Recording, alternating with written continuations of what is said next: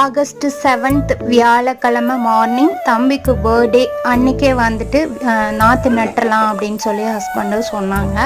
So நான் வந்து கிளம்பிட்டேன், வேறு வழி இல்லை. அப்படியே சாரியோடவே வந்து நாற்று நட்டாச்சு, கோவிலுக்கு வந்தாச்சு. பக்கத்தில் இருக்க முருகன் கோவிலுக்கு தான், மலை கோயில். திருப்தியாக சாமி கும்பிட்டு அங்கேயே பிரசாதம் கொடுத்தாங்க, தயிர் சாப்பாடு, தேங்காய் சாப்பாடு, பொங்கல், அபிஷேகம் அப்படின்னு சொல்லிட்டு நல்லா சாப்பிட்டு அதுக்கப்புறம் டைரெக்டாக அம்மா வீட்டுக்கு வந்தாச்சு. அங்கே தான் செலிப்ரேஷன் பண்ணலாம் அப்படின்னு சொல்லிட்டு நான் பிளான் பண்ணியிருந்தேன்.